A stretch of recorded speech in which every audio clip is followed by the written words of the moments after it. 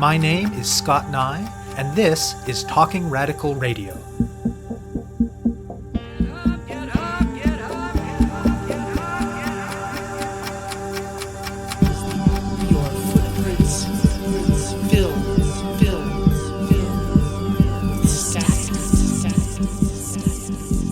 Hello and welcome to Talking Radical Radio, where we bring you grassroots voices from across Canada. We give you the chance to hear many different people who are facing many different struggles, talk about what they're doing, how they're doing it, and why they're doing it, in the belief that such listening is a crucial step in strengthening all of our efforts to change the world.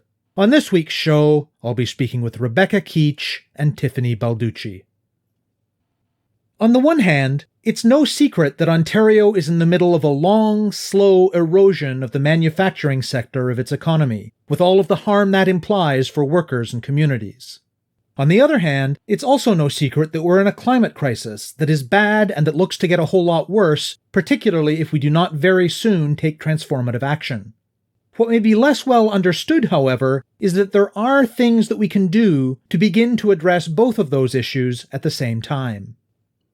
Oshawa is a city of 160,000 people on the north shore of Lake Ontario, east of Toronto. Though it has long been a hub of Canada's auto industry, in recent years the auto sector in the city has been fading. Outsourcing, downsizing, reallocating production, and a range of other mechanisms by General Motors have cut the workforce from over 20,000 in the city at its peak in the 1980s to only 2,300 in the plant today. When the industry was hit hard by the economic crisis in 2008, the federal and provincial governments provided GM with over $10 billion in bailouts. Though the company was saved, the bailout deal drove down wages significantly, and the company sought further concessions from workers in later bargaining as well. And though the company is now very profitable, billions of dollars were never repaid to the government. Then, in November 2018, despite the bailout, despite the many concessions made by workers, GM announced that it would be closing its Oshawa assembly plant at the end of 2019. Reaction from workers and from the community was the mix of anger and grief that you might expect. Job action by workers, media and political campaigning by the union, and some tough negotiating convinced the company to keep a few hundred non-assembly jobs in Oshawa, though it's unclear for how long, and to provide good buyout packages. However, the impact on the community at large of the permanent loss of so many good jobs remains very serious. Concurrent with the union's effort to challenge the closure, a joint labor community campaign emerged.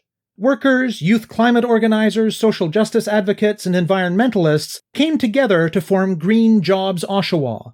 Their goal is to push for the government to take the plant into public hands. This would allow not just Oshawa, but the entire country to benefit from the existing experience and expertise of workers in Oshawa and the infrastructure that already exists in the plant, which could be retooled to produce electric vehicles. In particular, it's likely that governments and the broader public sector will be overhauling their vehicle fleets in the coming years in response to rising demands for climate action, and those vehicles could be made in Oshawa. Through months of tireless organizing, Green Jobs Oshawa has built a solid base of support among a broad cross-section of Oshawa residents. Both the retirees and the active members in the union local representing workers at the plant have passed resolutions calling for its nationalization, as has the local Labour Council, the Ontario NDP, and other bodies. The group also commissioned a detailed feasibility study which was released in September. It found that a $1.4 to $1.9 billion investment by the government could create almost 3,000 manufacturing jobs and over 10,000 other jobs in the community, and it would start to break even by its fourth year of operations.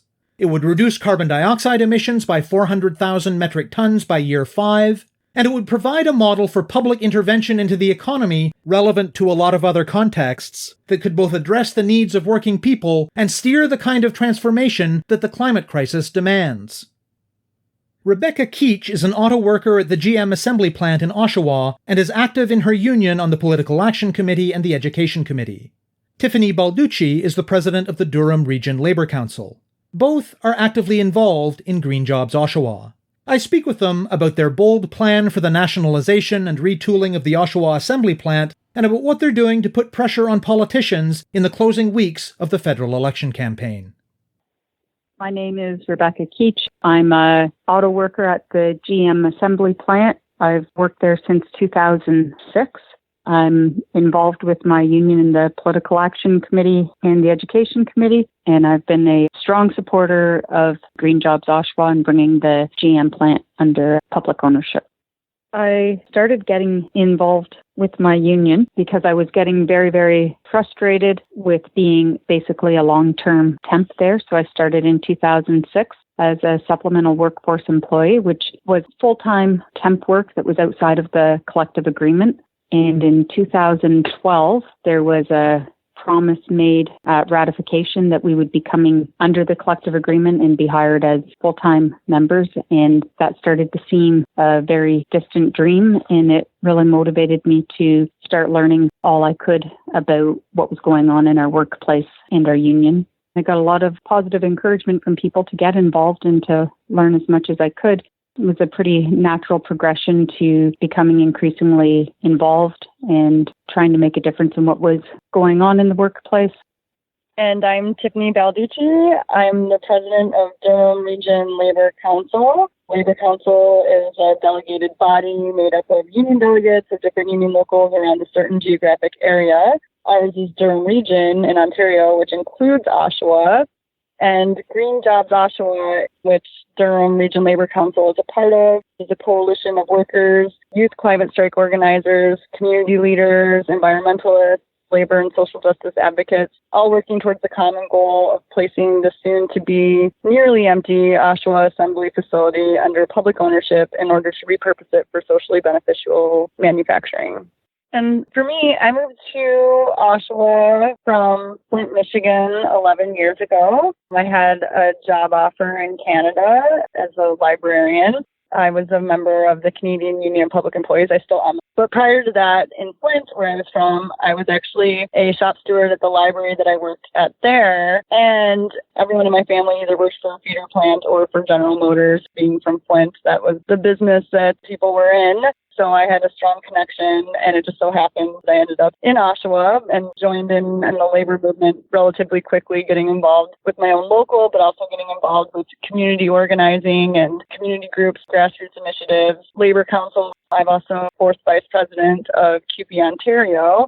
So it's been amazing working with people like Rebecca and folks with Green Jobs Oshawa, but we're also working in coalition and just everyone coming together, realizing that for too long, labor's had this narrative that it's good jobs versus the environment, and we're really busting that narrative together.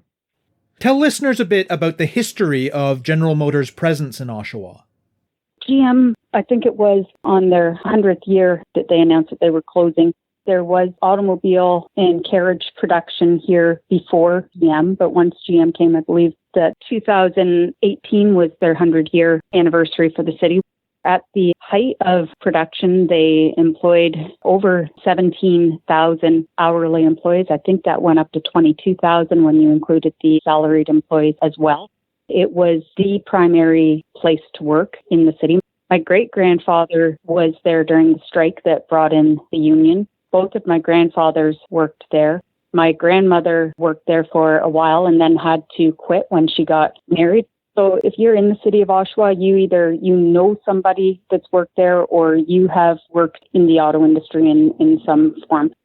Now we've gone down from 17 to 22,000 to around, I think it's about 2,300 people in the plant and an additional 1,700 people directly employed in the supplier parts industry. And the vast majority of those were traditionally GM jobs that have been outsourced so that they could apply downward pressure on wages. And they were pretty successful in doing that.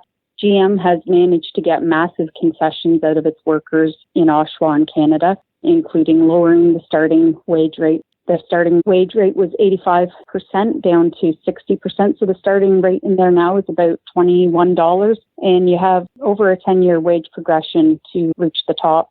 People in the supplier plants are generally working for between $15 and $21 an hour.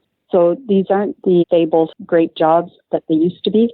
And so I think a lot of people felt very, very betrayed and very, very angry when GM announced their closure because they have accepted these concessions. And the reason why these concessions were accepted was because GM said that's what we need you to do in order for us to stay here. And in the 2016 contract, it was presented to us as having product through 2020 and beyond. So it's a pretty devastating loss to the community, but GM has been leaving Oshawa slowly but surely for the last 15 years anyways. Oshawa has really worked hard on diversifying, but I think there's no way to avoid the effects of this plant closure on the community. It's going to be devastating. And I understand that in the aftermath of the 2008 financial crisis, that GM got a huge bailout from the federal and provincial governments?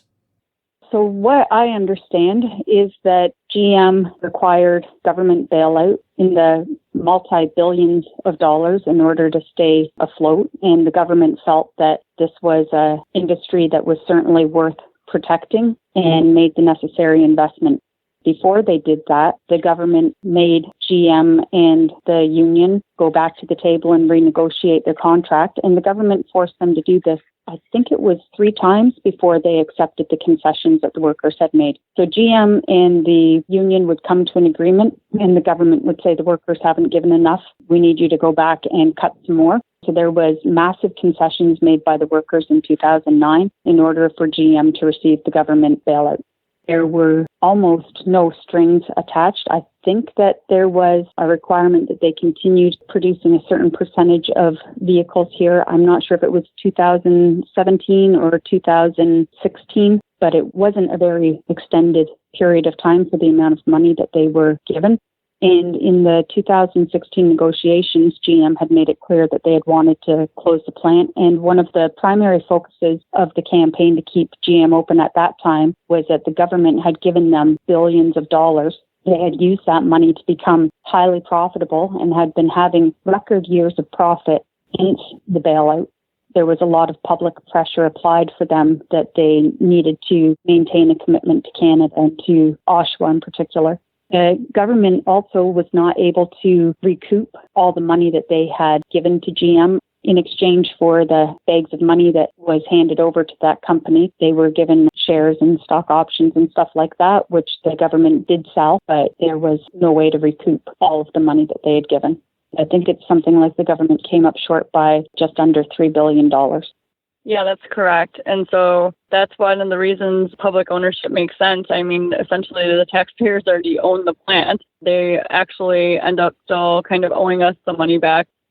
It's worth noting that if the government could find $13 billion to bail out a company, that they could have had the opportunity at that time to nationalize part of the industry. And they didn't. They gave it back over to private interests, and private interests have padded their bottom line and at the same time driven down wages and benefits for the community. And I think that it's a pretty backwards way of doing business with public dollars. We could use those public dollars and, as the feasibility talks about, look at things from a triple bottom line instead of just a profit, which is how can we deal with the environmental issues and crisis that we have right now? How can we tackle social issues? What is going to be socially beneficial? How do we stop rising inequality? And also, is there an economic case for this project? And the feasibility study says a resounding yes. And I think that it just takes some political will that is bold and forward thinking to make this happen. When GM announced that they were closing the plant, what were the different ways that people reacted, that the community reacted, that workers reacted, that the union reacted? And how did all of that eventually lead to the founding of Green Jobs Oshawa? People were initially outraged and angry. The workers walked out of the plant. The union supported the walkout, and they sent a very strong message to GM that they didn't have any intention of letting the plant get closed, and made it clear that they expected to have negotiations with GM about this and had the workers go back to work. There was a sign campaign to save GM Oshawa. There was a T-shirt campaign. There was a very well-attended rally in Windsor. There was leafleting of the car show in Montreal and the car show in Toronto. There was walkouts by 2 other plants. So after the initial response by the union, GM said, well, we'll consider your proposals and we'll look at this again. And then GM came back and said, sorry, we've considered what you're saying, but we're going to keep you unallocated and shut the plant down. And so the workers sat down a second time to stop production. The union and GM continued negotiating. The workers went back to work. The union came up with a pretty targeted ad campaign about GM and the money that they'd gotten from the government. They also came up with a slightly more difficult campaign regarding boycotting Mexican-made GM vehicles, and I thought that that was a little problematic. The end result of all of this is that GM has agreed to keep between 300 and 500 jobs in Oshawa. They will no longer be manufacturing automobiles or assembling automobiles. They'll be stamping out some parts and working on some aftermarket parts. So it's a far cry from the proud history that GM has had. Green Jobs Oshawa, it started off more of like a loose coalition, and then it solidified more and more as we met. We ended up partnering with Delivering Community Power and the Canadian Union of Postal Workers because we envisioned that the plant could be retooled. This is before we had the feasibility study done that actually verified that it could be done. But we envisioned that the plant could be retooled to build the largest vehicle fleet in Canada, which is postal vehicles. We even did some door-to-door canvassing and door knocking with a petition. And it was an overwhelmingly positive response from our community saying, yeah, why can't we do this? And everyone was in support of this and in support of looking into how we can not only save jobs, but also save the environment or address the climate emergency in the meantime. And each meeting we gain more support from our community. We also went to the provincial NDP convention and were able to pass a resolution and policy there around this issue. So it's just been gaining momentum as we move forward. But the clock is ticking. The Green Jobs Oshawa project has run concurrently to what the union did. So the initial thought of the people with Green Jobs Oshawa is that we need to be demanding for more than just GM to stay, that we need to start looking at things in a different way because what we're doing with GM hasn't been working. And so Green Jobs Oshawa was hopeful that the union would be able to successfully convince GM to stay, but it didn't seem likely that GM was going to reverse their decision. And so there's been a lot of work put forward to try to get people to just start having the conversation about what else is possible outside of GM. Like, what else can we be doing to help our community members? The union was able to negotiate good closing language for many of its members. That's good for individuals, but that doesn't address what happens to the community when we lose 5,000 jobs. So these are jobs that are now gone that new people can't move into it. Green Jobs Oshawa has been about trying to think bigger. So the first thing that happened around this was resolutions getting passed. So the retirees chapter at Local 222 passed a resolution calling on the nationalization of GM. The general membership of 222 passed a similar resolution, and the Labour Council also passed a resolution. So that was the beginning of getting legitimate support. So it went from just being an idea to being something that we had membership and community buy-in, that this is something that we could start looking into. There was a forum in April on the nationalization of GM, and that was well attended. We have been lobbying local politicians. We've been talking to different union leadership, different unions. There was a canvas that went door to door. We have a website set up, greenjobsoshawa.ca. I encourage anybody to go there and to sign on to our petition. We set up a Facebook page, which is also Green Jobs Oshawa. Getting the feasibility study commissioned. Russ Christensen, who's the president of Rhythm Communications, was the organizer of the feasibility study. We had a forum that presented the feasibility study and also gave some validation from social perspective as well, why this is an important thing to do. It was live streamed and well attended. We've had really good media coverage. Yeah, it's definitely been a labor of love. We're all doing it as volunteers, free time or off the sides of our desks. It's really a grassroots initiative done with countless amount of work, but we're so grateful to have the support that we've had from organizations like The Leap helping us out and guiding us. It's amazing how quickly people are able to come to the conclusion that it makes sense to have the government take part in a project like this, and that it's a concrete example of what could be done. We talk about the Green New Deal and how it can't just be the environment or jobs, that we have to have just transitions. We can't leave our communities behind. And this is a concrete example of something that could be done if there was political will to make it happen. What are some of the key findings of the feasibility study that you commissioned? Well, I think that it is a relatively reasonable financial price tag, 1.2 to 1.9 billion. And I know that that seems like an awful lot of money, and it really is. But when you consider that like what the government did to bail out GM was, I think, 13 billion, and to buy a pipeline was 4.5 billion. I think one of the things I found really interesting in the study is I think it was 45 different crown corporations or agencies with over 3 trillion in assets, and that the value of those has gone up. I think it was by 20 or 30% since 2013 and 14. So the government knows how to manage its assets. It's not just bumbling around. There's a good economic case to be made for government ownership or public ownership.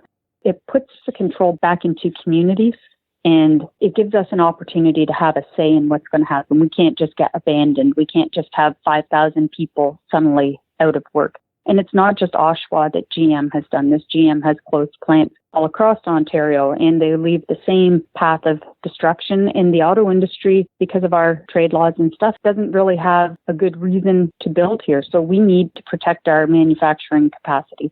I think it was something like with the multiplier effect that there would be around 13,000 jobs created in the area, up to 2,900 manufacturing related, including 600 part supplier jobs and over 10,000 multiplier jobs. They say for each job inside of a factory like this, that there are between 5 to 9 multiplier jobs. Russ went with a conservative number of the multiplier by 5 to come up with the 10,000 number.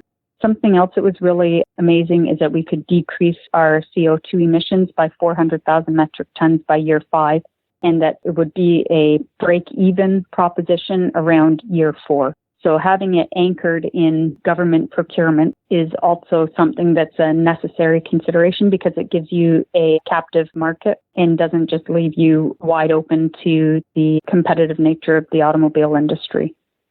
So, what kinds of things have you been hearing in response to this idea from the folks who have the power to actually make that decision? I think that what we're having is a lot of very difficult conversations. I mean, public services and the idea of public ownership, honestly, I think has been under attack for the last few decades, at least in Ontario, but I think it is across Canada. You'll see it manifested in negativity towards teachers or efforts by governments to want to privatize parts of our healthcare system. We're increasingly looking at privatizing municipal workers or stuff like that. So the idea of public ownership and government-controlled work has been under attack. So it's a difficult conversation to start with, but I think that it's an important one. We have to change the narrative, and we have to recognize that we have a right to have a say in our economy and in our environmental issues. And when you start framing it around these ideas of how are we going to tackle the environmental crisis, how are we going to tackle rising inequality? And one of the things that has to come up as a solution to this is public ownership and looking at it from a standard that is different than just a profit-driven standard. And as soon as you say public ownership, a lot of people and politicians think of, oh my goodness, they're just going to go in and expropriate the plant, and GM isn't just going to let them have it. But nationalization doesn't have to be a forceful process. It could be negotiated. It could be fair market value, but it's something that we need to be looking at. So when we frame it as this is the beginning of a conversation, and can you at least listen to what we're saying and tell us how you feel, if we get a lot farther. And honestly, I'm amazed at how well received it is from all different levels. Obviously, I haven't had any contact with the Prime Minister or Andrew Scheer or Jagmeet Singh directly on this thing, so I don't know how the federal leaders are feeling about it. But what I'd be extremely appreciative of is if any of your listeners could go to greenjobsoshawa.ca and sign the petition, which will send a letter of support to the federal leaders and to the parties and to your MPs and MPPs. Jagmeet Singh was in Oshawa about 2 weeks ago to release part of the federal NDP's platform around the automotive strategy. And some of the folks from Green Jobs Oshawa had a chance to quickly talk to him about it. So we're really interested to see if there's any response there. We think it's a winning election issue. And like Rebecca said, we're open to talking to any party or any politician to have this conversation. They have to know that this is what the people in our community want to see happen. What's Green Jobs Oshawa's game plan moving forward, and how would you like people from other parts of the country to show support and solidarity? So the petition and circulating it and sharing it on social media, reading through, we have like a frequently asked questions page on our website. So just getting familiarized with the topic. And then if they want to host their own town halls in their area, we can also provide tools if people want to have even just a kitchen table conversation about this in their communities or in their homes. There will be more events that people could host if they wanted. That would be a panel or a discussion. From a labor perspective, we have some conventions coming up. We have the Ontario Federation of Labor Convention. We're working on resolution language for different various union conventions that are coming up. And we're also working on making sure to get as many people to visit the website and sign the petition as possible. There's conversations happening currently with the folks on strike in the United States and doing some kind of partnership there. We're kind of working on future events, and then also a strategy in our community, how we're going to do more outreach. With it being the federal election right now, we also are making sure that at all the debates in our community and anything where we're seeing the candidates for the federal election, we're making sure that questions are being asked about the future of the plant and if they support this.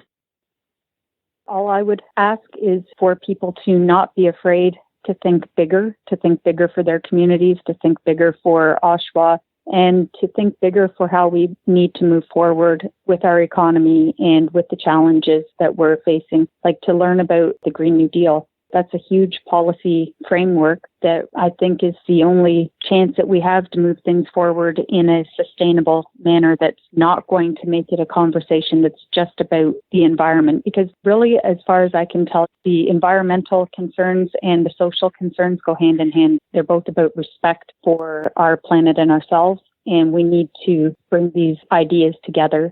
This isn't just about Oshawa. This is about what are the ideas that need to happen and how can we be part of the conversation and have those conversations with people, because they aren't easy conversations to have at first. As soon as you say nationalization or public ownership, people aren't even sure where to really go with that. You have to give it some time to let it sink in that this is something that is possible.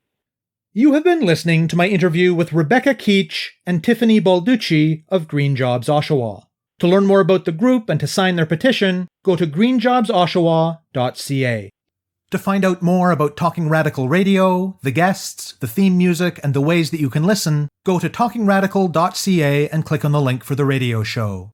On the site, you can sign up for email updates or follow us on Facebook, Twitter, iTunes, SoundCloud, and other platforms. I'm Scott Neigh, a writer and media producer based in Hamilton, Ontario, and the author of 2 books of Canadian history told through the stories of activists, published by Fernwood Publishing. Thank you very much for listening, and I hope you tune in again next week.